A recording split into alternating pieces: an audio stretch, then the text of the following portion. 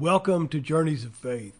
The title of this audiobook is The Life of Saint Gemma Galgani, narrated by Bob and Penny Lord.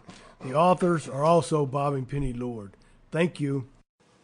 Hello, family, and welcome. We're Bob and Penny Lord, and we want to share a little gem that came to earth and it would never be the same. Gemma Galgani.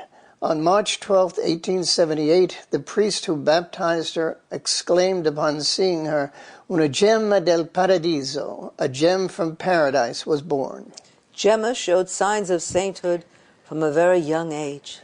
One day her grandmother noticed Gemma, all of 4 years old, kneeling before a picture of the Immaculate Heart of Mary. When she asked the child what she was doing, Gemma replied she was praying the rosary and to please leave her alone, so that she could continue. Even from this young age, it was obvious Gemma would belong to no one but the Lord and his mother. Gemma was her mother's life. They prayed together, the little girl joyfully keeping up with her mother. Each day she excitedly looked forward to the time when her mother told her stories about Jesus and his mother.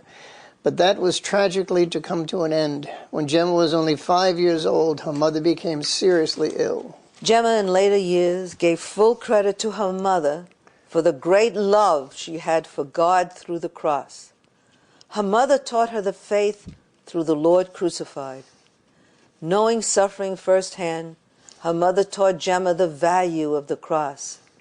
As death approached, her mother, completely bedridden, continued telling her stories about Jesus.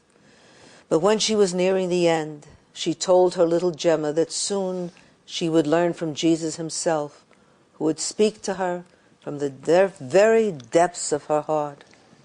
As she could feel the debilitating ravages of consumption draining her of life, Gemma's mother requested that the child be allowed to receive the sacrament of confirmation before the mother died.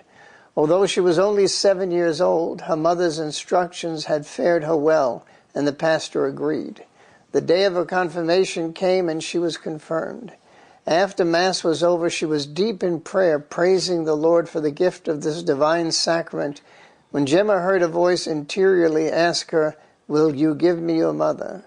She replied she would, but she asked the Lord to take her along with her mother. The Lord asked her to give her mother to him unconditionally.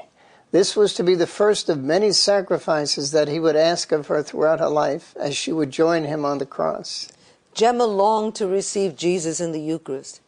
When Gemma pleaded to be allowed to receive Holy Communion, "Give him to me, I long for him." Sample complete. Ready to continue?